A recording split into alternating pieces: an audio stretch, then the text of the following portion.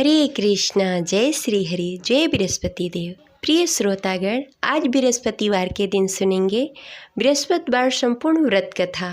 इस कथा को पठन तथा श्रवण मात्र से भक्त के सभी मनोकामनाएं पूर्ण होती हैं, घर में सुख समृद्धि का वास होता है। तो आइए पूरी श्रद्धा और भक्ति के साथ सुनते हैं बृहस्पतिवार संपूर्ण व्रत कथा। तो प्रेम से बोलिए बृहस्पति भगवान की जय। जय श्री हरि। पौराणिक कथा के अनुसार प्राचीन समय की बात है। भारतवर्ष में एक राजा राज्य करता था। वो बड़ा ही प्रतापी और दानी था। वह नित्य प्रति मंदिर में भगवत दर्शन करने के लिए जाता और ब्राह्मणों और गुरु की सेवा किया करता। उसके द्वार से कोई भी याचक निराश होकर नहीं लौटता। वह प्रत्येक गुरुवार को व्रत रखता एवं पूजन करता, गरीबों की सहायता करता। परंतु यह सब बातें उसकी रानी को बिल्कुल अच्छी नहीं लगती थी। वह न तो व्रत करती और न ही किसी को एक भी पैसा दान में देती थी। वह राजा से भी ऐसा करने को मना किया करती थी। एक समय की बात है, राजा शिकार खेलने के लिए वन को चले गए। घर पर रानी और दासी थी। उस समय गुरु बृहस्पति साधु का रूप धारण करके राजा के दरवाजे पर भिक्षा मांगने के लिए आए। साधु ने रानी से भिक्षा मांगी तो वह कहने लगी, हे साधु महाराज, मैं इस दान पुण्य से तंग आ गई हूँ। इस कार्य के लिए तो मेरे पति ही बहुत हैं। अब आप ऐसी कृपा करें कि सारा धन नष्ट हो जाए तथा मैं आराम से रह सकूं। साधु रूपी बृहस्पति देव ने कहा, हे देवी, तुम तो बड़ी ही विचित्र हो। संतान और धन से कोई दुखी नहीं होता, इसको सभी चाहते हैं। पापी भी धन और पुत्र की इच्छा करता है। अगर तुम्हारे पास धन अधिक है तो भूखे मनुष्यों को भोजन करवाओ, प्याव लगवाओ, ब्राह्मणों को दान दो, धर्मशाला बनवाओ, कुआं, तालाब, बावड़ी, बाग, बगीचे आदि का निर्माण कराओ तथा निर्धन कुंवारी कन्याओं का विवाह करवाओ। साथ ही यज्ञ करो। इस प्रकार के कर्मों से आपके कुल का और आपका नाम परलोक में भी सार्थक होगा एवं तुम्हें स्वर्ग की प्राप्ति होगी। परंतु रानी साधु की इन बातों से खुश नहीं हुई। उसने कहा, हे साधु महाराज, मुझे ऐसी धन की आवश्यकता नहीं है जिसे मैं अन्य लोगों को दान में देती फिरूं, जिसको रखने और संभालने में भी मेरा सारा वक्त निकल जाए। साधु ने कहा, हे देवी, यदि तुम्हारी ऐसी ही इच्छा है तो जैसा मैं तुम्हें बताता हूँ वैसा करना। बृहस्पतिवार के दिन आंगन को गोबर से लीपना और अपने केशों को पीली मिट्टी से धोना। केशों को धोते समय स्नान करना। राजा से कहना कि वो हजामत कराए। भोजन में मांस मदिरा खाना। कपड़े धोबी को धोने के लिए देना। इस प्रकार 7 बृहस्पतिवार को करने से तुम्हारा सारा धन नष्ट हो जाएगा। यह कहकर साधु महाराज रूपी बृहस्पति देव अंतर्ध्यान हो गए। रानी ने साधु के कहने के अनुसार 7 बृहस्पतिवार तक वैसा ही करने का विचार किया। साधु के बताए हुए कार्य करते हुए केवल 3 ही बृहस्पतिवार बीते कि उसकी सारी संपत्ति नष्ट हो गई। भोजन के लिए भी 2 समय परिवार तरसने लगा तथा सांसारिक भोगों से दुखी रहने लगा। तब राजा रानी से कहने लगा कि हे रानी, तुम यहाँ पर रहो, मैं दूसरे देश जा रहा हूँ। क्योंकि यहाँ पर मुझे सभी मनुष्य जानते हैं, इसलिए मैं यहाँ कोई कार्य नहीं कर सकता। मैं अब परदेश जा रहा हूँ, वहाँ कोई काम धंधा करूँगा, शायद हमारे भाग्य बदल जाए। ऐसा कहकर राजा परदेश को चला गया। वो वहाँ जंगल से लकड़ियाँ काट कर लाता और शहर में बेचता। इस तरह जीवन व्यतीत करने लगा। इधर राजा के बिना रानी और दासी दुखी रहने लगी। किसी दिन भोजन मिलता और किसी दिन जल पीकर ही रहना पड़ता। एक दिन रानी और दासी को भोजन किए बिना 7 दिन व्यतीत हो गए। तो रानी ने अपनी दासी से कहा, हे दासी, यहाँ पास के नगर में मेरी बहन रहती है। वह बड़ी ही धनवान है। तुम उसके पास जाओ और वहाँ से 5 सेर बेजल मांग के लाओ, जिससे कुछ समय के लिए गुजारा हो जाएगा। दासी रानी की बहन के पास गई। रानी की बहन उस समय पूजा कर रही थी। बृहस्पतिवार का दिन था। दासी ने रानी की बहन से कहा, हे रानी, मुझे आपकी बहन ने भेजा है, मुझे 5 सेर बेजल दे दो। दासी ने यह बात अनेक बार कही, परंतु रानी की बहन ने कोई उत्तर नहीं दिया, क्योंकि वह उस समय बृहस्पतिवार का कथा सुन रही थी। जब दासी को रानी की बहन की कोई उत्तर नहीं मिला तो वह बहुत ही दुखी हुई। उसे क्रोध भी आया। वह लौटकर रानी से बोली, हे रानी, आपकी बहन बहुत ही घमंडी है। वह छोटे लोगों से बात नहीं करती। मैंने उससे कहा, उसने कोई उत्तर नहीं दिया। मैं वापस चली आई। रानी बोली, हे दासी, उसमें उसकी कोई गलती नहीं है। जब बुरे दिन आते हैं तब कोई असहारा नहीं देता। अच्छे बुरे का पता विपत्ति में ही लगता है। जो ईश्वर की इच्छा होगी वही होगा। यह सब हमारे भाग्य का दोष है। उधर रानी की बहन ने सोचा कि मेरी बहन की दासी आई हुई थी, परंतु मैं उससे नहीं बोली, इससे वह बहुत दुखी हुई होगी। अतः कथा सुन बृहस्पति भगवान का पूजन समाप्त करके अपनी बहन के घर गई और कहने लगी, हे बहन, मैं बृहस्पतिवार का व्रत कर रही थी। तुम्हारी दासी हमारे घर आई थी, परंतु जब तक हम कथा सुनते हैं तब तक हम लोग न उठते हैं न किसी से बातें करते हैं, इसलिए मैं नहीं बोली। कहो दासी क्यों गई थी? रानी बोली, बहन, हमारे घर अनाज नहीं था। वैसे तुमसे कोई बात छिपी नहीं है, इस कारण मैंने दासी को तुम्हारे पास 5 सर बेझल के लिए भेजा था। रानी की बहन बोली, बहन देखो, बृहस्पति भगवान सबकी मनोकामनाएं पूर्ण करते हैं। देखो, शायद तुम्हारे घर में कहीं अनाज रखा हो। यह सुनकर दासी घर के अंदर गई। वहाँ से उसे एक घड़ा बेझल का भरा हुआ मिल गया। उसे बड़ी हैरानी हुई क्योंकि उसके एक एक बर्तन देख लिया था। उसने बाहर आकर रानी को बताया। दासी अपने रानी से कहने लगी, हे रानी, देखो, वैसे हमको जब अन्न नहीं मिलता तो हम रोज ही व्रत करते। अगर इनसे इस व्रत की विधि और कथा पूछ ली जाए तो हम भी इस व्रत को किया करेंगे। दासी के कहने पर रानी ने अपनी बहन से बृहस्पतिवार के व्रत के बारे में पूछा।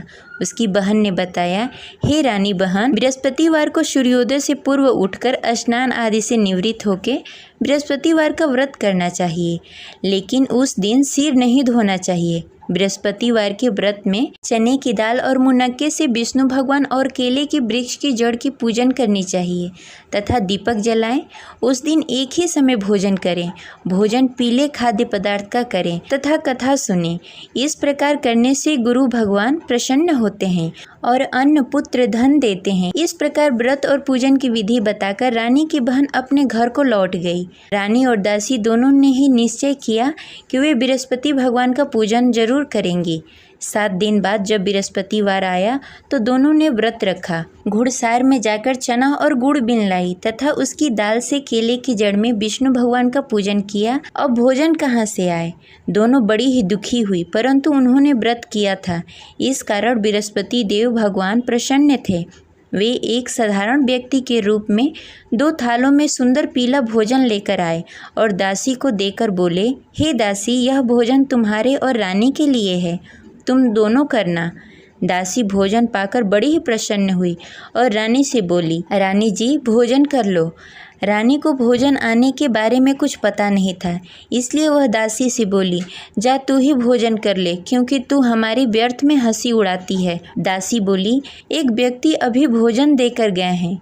रानी कहने लगी, वह भोजन तेरे लिए दे गए होंगे, तू ही भोजन कर ले। दासी ने कहा, वह व्यक्ति हम दोनों के लिए भोजन की थाली लेकर आए हैं, इसलिए मैं और आप दोनों ही साथ भोजन करेंगी। फिर दोनों ने गुरु भगवान का नमस्कार किया और भोजन प्रारंभ किया। उसके बाद से वे प्रत्येक बृहस्पतिवार को गुरु भगवान का व्रत और पूजन करने लगी। बृहस्पति भगवान की कृपा से उसके पास धन हो गया, परंतु रानी फिर पहले की तरह आलस्य करने लगी। तब दासी बोली, देखो रानी, तुम पहले भी इस प्रकार का आलस करती थी। तुम्हें धन को रखने में कष्ट होता था, इस कारण सभी धन नष्ट हो गए। अब गुरु भगवान की कृपा से धन मिला है तो फिर तुम्हें आलस्य होता है। बड़ी मुसीबतों के बाद हमने यह धन पाया है, इसलिए हमें दान पुण्य करना चाहिए। तुम भूखे मनुष्यों को भोजन कराओ, प्याव लगवाओ, ब्राह्मणों को दान दो, कुआं, तालाब, बावड़ी आदि का निर्माण कराओ, मंदिर पाठशाला बनवाओ, दान दो, कुंवारी कन्याओं का विवाह करवाओ। धन को शुभ कार्यों में खर्च करो, जिससे तुम्हारे कुल और यश बढ़े तथा स्वर्ग की प्राप्ति हो और पितृ प्रसन्न हो। दासी की इन बातों को मानकर रानी ने इसी प्रकार का कार्य करना प्रारंभ कर दिया, जिससे उसका काफ़ी यश फैलने लगा। एक दिन रानी और दासी आपस में विचार करने लगी, न जाने राजा किस दशा में होंगे, उनकी कोई खोज खबर नहीं है। गुरु भगवान से उन्होंने प्रार्थना की और भगवान ने रात्रि में राजा को स्वप्न में कहा, हे राजा, उठ, तेरी रानी तुझे याद करती है, अब अपने देश को लौट जा। राजा प्रातःकाल उठकर जंगल से लकड़ियाँ काटकर लाने के लिए जंगल की ओर चल पड़ा। जंगल में गुजरते हुए वह सोचने लगा, रानी की गलती से कितने दुख भोगने पड़े। राजपाट छोड़कर जंगल में आकर रहना पड़ा। जंगल में लकड़ियां काटकर उन्हें बेचकर गुजारा करना पड़ा। उसी समय उस जंगल में बृहस्पति देव साधु के रूप में प्रकट हुए और राजा से पूछने लगे, हे लकड़हारे, तू इस सुनसान जंगल में किस चिंता में बैठा है, मुझे बताओ। यह सुनकर राजा के नेत्रों में जल भर आया और साधु की वंदना कर बोला, हे प्रभु, आप सब कुछ जानते हैं। इतना कहकर राजा ने साधु को अपनी संपूर्ण कहानी सुनाई। महात्मा तो स्वभाव से ही दयालु होते हैं। वे राजा से बोले, हे राजा, तुम्हारी रानी ने बृहस्पति देव के प्रति अपराध किया था, जिसके कारण तुम्हारी यह दशा हुई। अब तुम किसी प्रकार की चिंता मत करो, भगवान तुम्हें पहले से भी अधिक धन देंगे। देखो, तुम्हारी पत्नी ने बृहस्पतिवार का व्रत करना प्रारंभ कर दिया है। अब तुम भी बृहस्पतिवार के दिन व्रत रखो। चने की दाल और गुड़ जल के लोटे में डालकर केले के पत्ते में विष्णु भगवान का पूजन करो। फिर कथा कहो या सुनो, भगवान तुम्हारी सब मनोकामनाएं पूर्ण करेंगे। साधु को प्रसन्न देखकर राजा बोला, हे प्रभु, मुझे लकड़ी बेचकर इतना पैसा भी नहीं बचता जिससे भोजन करने के उपरांत कुछ बचा सकूं। मैंने रात्रि में अपनी रानी को व्याकुल देखा। मेरे पास कोई साधन नहीं जिससे समाचार जान सकूं। फिर मैं बृहस्पतिवार की कौन सी कहानी कहूं या सुनूं, मुझको तो कुछ भी मालूम नहीं है। साधु ने कहा, हे राजा, तुम किसी बात की चिंता मत करो। बृहस्पतिवार के दिन तुम रोजाना की तरह लकड़ियाँ लेकर शहर जाओ। तुम्हें रोज से दुगना धन प्राप्त होगा, जिससे तुम भली भांति भोजन कर लोगे तथा बृहस्पति देव की पूजा सामग्री भी लेकर आओगे। बृहस्पति देव की कथा इस प्रकार है। प्राचीन काल में एक बहुत ही निर्धन ब्राह्मण था। उसके घर में कोई संतान नहीं थी। वह नित्य प्रति पूजा पाठ करता, परंतु उसकी स्त्री बहुत ही मलिनता के साथ रहती। वह न स्नान करती, न ही किसी देवता का पूजन करती। प्रातःकाल उठते ही सर्वप्रथम भोजन करती, बाद में कोई अन्य कार्य करती। ब्राह्मण देवता बहुत ही दुखी रहते थे। पत्नी को बहुत समझाते, किंतु उसका कोई परिणाम नहीं निकलता। भगवान की अनुकंपा से एक समय ब्राह्मण की पत्नी गर्भवती हुई और 10वें महीने एक सुंदर कन्या को जन्म दिया। निर्धन ब्राह्मण कन्या के जन्म से बहुत दुखी हुआ। धीरे धीरे ब्राह्मण की कन्या बड़ी होने लगी। बचपन से ही उस कन्या की रुचि भगवान विष्णु की पूजा में थी। वह प्रातः उठती, स्नान ध्यान करती, उसके बाद भगवान विष्णु की पूजा करती और मंदिर में जाती। बृहस्पतिवार को व्रत करके विधि विधान पूर्वक पूजा पाठ करती। पूजा पाठ के बाद वह पढ़ने के लिए पाठशाला जाती। घर से चलते समय वह मुट्ठी भर जौ साथ में लेकर जाती और पाठशाला के रास्ते में थोड़ी थोड़ी जौ गिराते जाती। जब पाठशाला से लौटकर आती, जौ के दाने सोने में बदल जाते। लड़की सभी सोने के दाने बीन लाती। एक दिन जब वह सोने के दानों को साफ कर रही थी, तो उसकी माँ ने कहा, बेटी, सोने के दाने साफ करने के लिए सोने का सूप भी होना चाहिए। अगले दिन बृहस्पतिवार था। उसने भगवान बृहस्पति देव की पूजा करते हुए प्रार्थना की, हे भगवान, यदि मैंने आपका व्रत विधि विधान से किया हो तो मुझे सोने का सूप दे दो।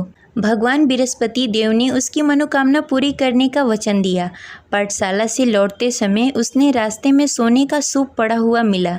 घर लौटकर सोने का सूप अपनी माँ को दिखाकर वह सोने के दाने साफ करने लगी। उसी समय नगर का राजकुमार उसके घर के पास से गुजर रहा था। उस सुंदर लड़की को सोने के सूप में जौ साफ करते देख राजकुमार उस पर मोहित हो गया। राजकुमार ने अपने पिता से उस लड़की से विवाह करने की इच्छा प्रकट की। तो राजा ने ब्राह्मण को महल में बुलाकर राजकुमार से उसकी लड़की के विवाह की बात कही। ब्राह्मण तैयार हो गया। धूमधाम से उस लड़की का विवाह राजकुमार से हो गया। दुल्हन बनकर ब्राह्मण की लड़की महल में चली गई। लड़की के चले जाने से ब्राह्मण फिर से निर्धन हो गया। उसे कई कई दिनों तक बिना भोजन के रहना पड़ा। बहुत दुखी होकर ब्राह्मण एक दिन अपने लड़की के पास गया। अपने पिता से निर्धनता का समाचार सुनकर उसे बहुत सारा धन देकर पिता को विदा किया। उस धन से ब्राह्मण का कुछ दिनों तक आराम से गुजारा हुआ, लेकिन जल्द ही फिर भूखों मरने की हालत हो गई। ब्राह्मण अपनी लड़की से धन लेने के लिए फिर महल में पहुंचा। लड़की ने पिता की बुरी हालत देखकर कहा, पिताजी, आखिर आप कब तक मुझसे धन लेकर जीवन व्यतीत करेंगे? आप कोई ऐसा उपाय क्यों नहीं करते जिससे आपका घर धन धान से भर जाए? ब्राह्मण ने कहा, मैंने तेरी माँ को बहुत समझाने की कोशिश की, पर उसकी समझ में कुछ नहीं आता। उसकी फुहरता नष्ट हो तब तो घर की निर्धनता दूर हो। तब कुछ सोचकर लड़की ने पिता से कहा, पिताजी, आप कुछ दिनों के लिए माँ को मेरे पास छोड़ जाओ। तब कुछ सोचकर ब्राह्मण ने पत्नी को लड़की के पास महल में छोड़ दिया। लड़की ने अपनी माँ से कहा, माँ तुम कल प्रातः उठकर स्नान आदि करके भगवान विष्णु की पूजा करना। पूजा करने से तुम्हारी निर्धनता अवश्य दूर हो जाएगी। लेकिन उसकी माँ ने उसकी कोई बात नहीं मानी। तब क्रोधित होकर लड़की ने अपनी माँ को एक कक्ष में बंद कर दिया। सूर्योदय के समय माँ को उठाकर जबरदस्ती उसे स्नान आदि करवाया। फिर मंदिर में ले जाकर भगवान बृहस्पति देव की पूजा करवाई। कुछ दिनों तक ऐसा करने से माँ की बुद्धि में कुछ परिवर्तन हुआ और वह स्वयं बृहस्पतिवार का व्रत रखने लगी।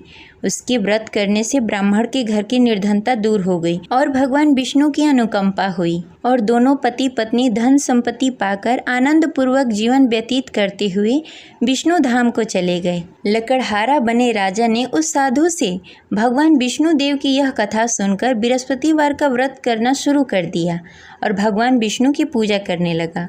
उस दिन से उसके सभी क्लेश दूर हो गए।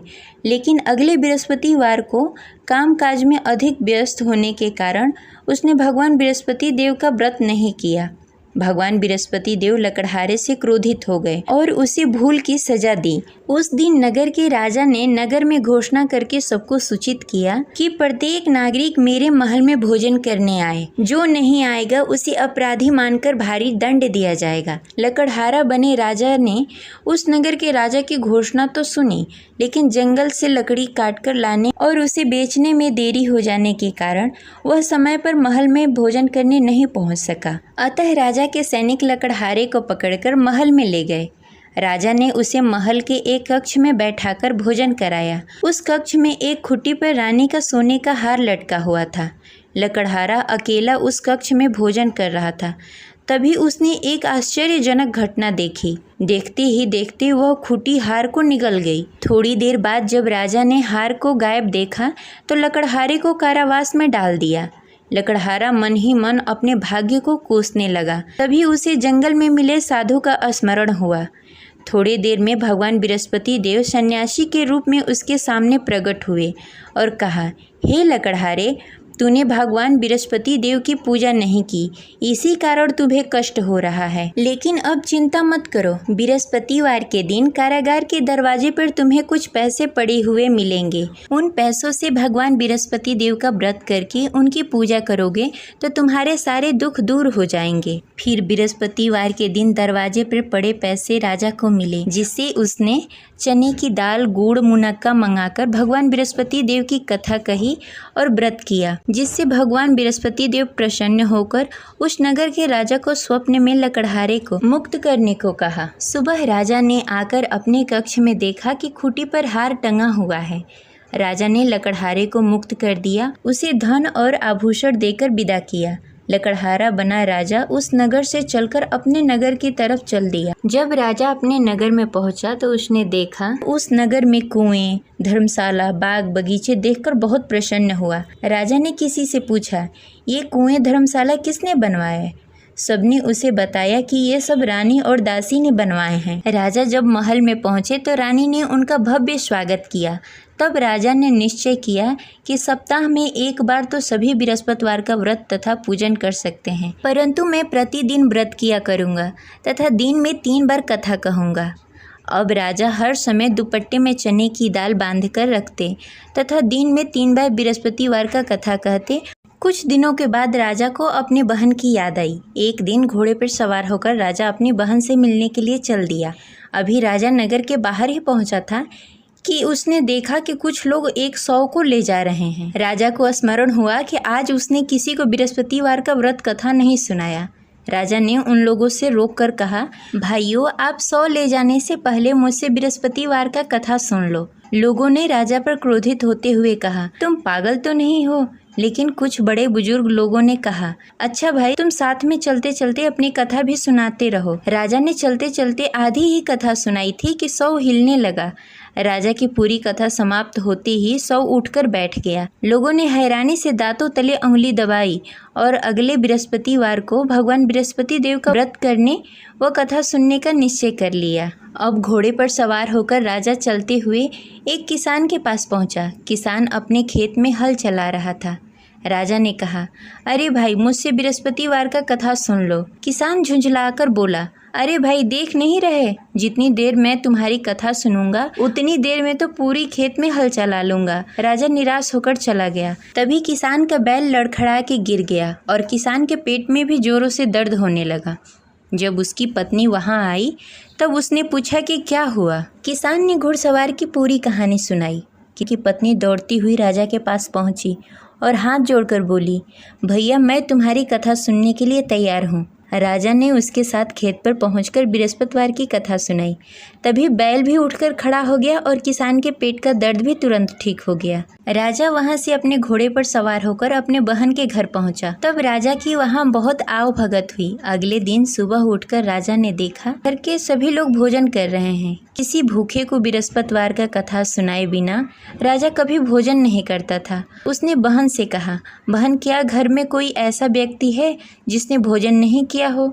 उसकी बहन ने बोला, भैया हमारे घर तो क्या, आपको पूरे नगर में कोई ऐसा व्यक्ति नहीं मिलेगा जिसने सुबह सुबह भोजन नहीं किया हो। तब राजा ने बहन के घर से निकलकर उस नगर में बिना भोजन किए हुए व्यक्ति की तलाश करनी शुरू की। एक गडेरिये के घर में उसका बेटा बीमार होने के कारण भूखा रह गया था। राजा ने उसको जाकर बृहस्पतिवार का कथा सुनाया। कथा सुनते सुनते गडेरिये की बेटी की बीमारी भी ठीक हो गई। सबने राजा की बहुत प्रशंसा की। एक दिन राजा ने अपनी बहन से कहा, बहन अब हम अपने घर जाना चाहते हैं, तुम भी हमारे साथ चलो, कुछ दिन वहाँ रहकर लौट कर आना। राजा की बहन ने अपनी सास से पूछा तो सास ने ताने देते हुए कहा, बहू मायके जाना हो तो अकेली जाना, मेरे पोतों को लेकर नहीं जाना। तुम्हारे भाई की कोई संतान नहीं है, कहीं तुम्हारी भाभी मेरे पोतों को भी जादू टोना न कर दे। दूसरे कक्ष में बहन की सास की बातें सुनकर राजा दुखी मन से अकेले ही अपने नगर को लौट गया। रानी ने राजा से कहा, आप तो अपनी बहन को साथ लाने गए थे, फिर बहन को साथ क्यों नहीं लेकर आए? तब राजा ने दुखी होते हुए कहा, रानी हम निसंतान हैं, इसलिए कोई हमारे घर आना पसंद नहीं करता। रानी ने राजा को समझाते हुए कहा, मैं बृहस्पति देव ने सब कुछ दिया है, अब भगवान बृहस्पति देव हमें संतान भी अवश्य देंगे। बृहस्पतिवार को विधि पूर्वक व्रत करते हुए राजा और रानी ने भगवान बृहस्पति देव से संतान के लिए प्रार्थना की। कुछ दिनों के बाद ही रानी गर्भवती हो गई। 10वें महीने रानी ने एक सुंदर बालक को जन्म दिया। राजा रानी जीवन पर्यंत बृहस्पतिवार का व्रत करते रहे। उनके घर में धन्य धान्य की वर्षा होती रही। इस तरह अनंत पूरक जीवन यापन करते हुए राजा रानी भगवान बृहस्पति देव की अनुकंपा से मोक्ष को प्राप्त हो गए। बृहस्पतिवार को विधि पूर्वक व्रत करके जो स्त्री पुरुष भगवान विष्णु की पूजा करते हैं उनकी सभी मनोकामनाएं पूर्ण होती है। जय बृहस्पति देव। इस प्रकार यह कथा संपन्न हुई। आशा करते हैं आपको अच्छी लगी होगी। तो इस वीडियो को ज़्यादा से ज़्यादा लोगों को शेयर करें और इस चैनल को सब्सक्राइब करके बेल आइकन को प्रेस कर लें। मिलते हैं अगले वीडियो में, तब तक के लिए हरे कृष्णा, जय बृहस्पति देव।